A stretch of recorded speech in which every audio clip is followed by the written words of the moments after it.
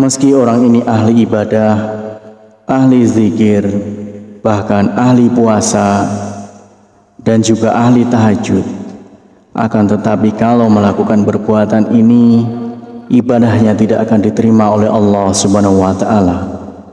Bahkan dia selalu di dalam murkanya Allah Subhanahu wa Ta'ala dan murkanya Rasulullah Sallallahu Alaihi Wasallam.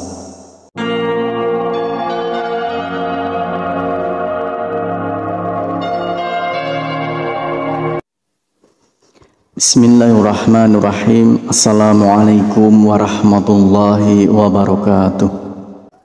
Syukur alhamdulillah kita bisa berjumpa lagi di channel ini.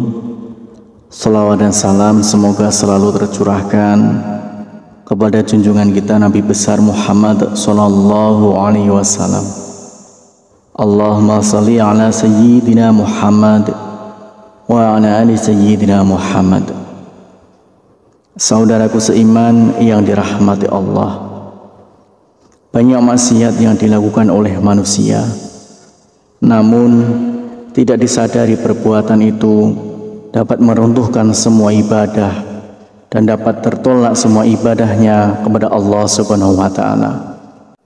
Meski orang ini ahli ibadah, ahli zikir, bahkan ahli puasa, dan juga ahli tahajud, akan tetapi kalau melakukan perbuatan ini, ibadahnya tidak akan diterima oleh Allah Subhanahu wa Ta'ala. Bahkan dia selalu di dalam murkanya Allah Subhanahu wa Ta'ala dan murkanya Rasulullah Sallallahu Alaihi Wasallam. Dulu ada seorang lelaki bernama Alqamah, seorang yang rajin dalam masalah ibadah, sholat, puasa, dan sedekah. Namun suatu waktu jatuh sakit yang teramat parah, tepatnya dalam keadaan sakaratul maut. Namun entah kenapa Alqamah yang taat itu kesulitan untuk melafalkan kalimat la ilaha illallah. Sang istri meminta tolong kepada seseorang untuk menemui Rasulullah untuk menyampaikan pesan tentang keadaan suaminya pada Rasulullah Sallallahu Alaihi Wasallam. Nabi pun mengutus Bilal Ali Salman dan Ammar radhiyallahu an untuk datang ke rumah. Di sana mereka menyaksikan betapa Alqamah dalam keadaan yang memprihatinkan. Mereka bertanya-tanya, bagaimana mungkin seorang yang taat pada Allah Subhanahu wa Ta'ala dan Rasulnya itu kesulitan dalam melafalkan kalimat la ilaha illallah. Lidah Alqamah seperti terkunci ketika akan melafalkan kalimat itu. Merasa khawatir, mereka kini mengutus Bilal untuk menyampaikan apa yang mereka saksikan kepada Rasulullah Sallallahu Alaihi Wasallam. Rasulullah pun bertanya, apakah Alqamah masih memiliki ayah dan ibu? Ayahnya sudah meninggal, tapi dia masih memiliki seorang ibu yang sudah tua. Rasulullah Sallallahu Alaihi Wasallam meminta Bilal, coba temuilah ibu Alqamah, aku titip salam untuknya. Jika dia masih mampu berjalan, dia bisa menghadapku. Jika tidak bisa, maka aku yang akan ke sana. Sebagaimana yang dikatakan Rasulullah Sallallahu Alaihi Wasallam. Bilal menyampaikan itu pada ibu Alqamah tanpa menambah dan mengurangi satu kata pun. Ibu Alqamah berkata, lebih baik aku yang menemui Rasulullah. Meski sedikit bertahti-tahti dengan tongkat sebagai penyangga, ibu Alqamah menemui Rasulullah. Dia mengeluhkan salam dan langsung disambut Rasulullah Sallallahu Alaihi Wasallam. Rasulullah bertanya, jadi bisakah ibu menceritakan bagaimana keadaan Alqamah yang sebenarnya? Kenapa dia nampak kesulitan melafalkan kalimat la ilaha illallah? Padahal setahu saya dia seorang hamba yang rajin dan taat. Ibu Alqamah menjawab, karena Alqamah sudah menyakitiku. Dia lebih mengutamakan istri daripada ibunya. Dia benar-benar menentangku demi menuruti keinginan istrinya. Rasulullah pun mengangguk-anggukkan kepala, tanda mengerti bahwa yang mengunci lidah Alqamah hingga tidak bisa melafalkan kalimat la ilaha illallah adalah karena murka dari ibunya sendiri. Kemudian Rasulullah Sallallahu Alaihi Wasallam memanggil Bilal, menyuruh Bilal untuk mengumpulkan kayu sebanyak-banyaknya untuk membakar tubuh Alqamah. Ya Rasulullah, Kenapa engkau mau membakar putraku di depan mataku? Bagaimana perasaanku nanti? Tanya ibu Alqamah sedih.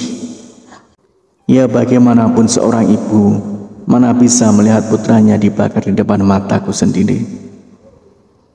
Wahai ibu Alqamah, sejatinya siksa Allah nanti di akhirat akan lebih kejam. Segala amal yang dilakukan selama ini tidak dapat diterima oleh Allah karena terhalang akan siksamu.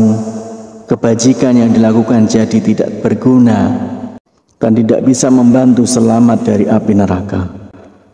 Rasulullah SAW menjelaskan, jika engkau ingin putramu selamat dari api neraka, kau harus merelakan apa yang telah aku lakukan. Baiklah ya Rasulullah, aku akan memaafkannya. Aku sungguh tak sanggup mengetahui jika anakku akan masuk neraka karena diriku. Rasulullah memerintahkan Bilal untuk mengecek keadaan Alqamah, memastikan apakah Alqamah sudah bisa melambatkan kalimat La ilaha illallah atau belum. Karena jika sang ibu mengatakan semua itu hanya karena malu bukan dari hati, maka apapun bisa terjadi. Namun ternyata ibu Alqamah sungguh tulus telah memaafkan putranya, karena ketika Bilal sampai di pintu rumah Alqamah, dia mendengar Alqamah mengucapkan kalimat La ilaha illallah. Bilal lalu masuk dan memberitahu apa yang sebenarnya terjadi pada Alqamah.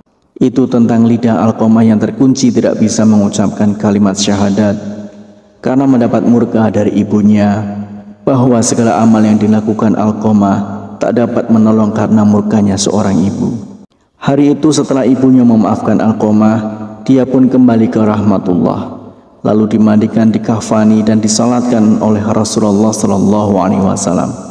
Setelah dikuburkan, Nabi Muhammad SAW berkata, wahai sekalian kaum muhajirin dan ansor, barang siapa yang melebihkan istrinya daripada ibunya, dia akan mendapatkan laknat dari Allah Subhanahu wa Ta'ala. Para malaikat dan sekalian manusia, Allah tidak akan menerima amalnya sedikit pun kecuali kalau dia mau bertaubat dan berbuat baik pada ibunya serta meminta ridhonya, karena ridhonya Allah tergantung pada ridhonya dan kemarahan Allah tergantung pada kemarahannya. Demikianlah satu dosa yang membuat semua ibadah kita ditolak. Harapan dan doa saya untuk saudaraku semua, semoga saudaraku semua diberikan kesehatan oleh Allah, dimudahkan segala urusan, dilapangkan rezekinya, dan diampuni segala dosanya. Amin ya rabbal alamin. Wassalamualaikum warahmatullahi wabarakatuh.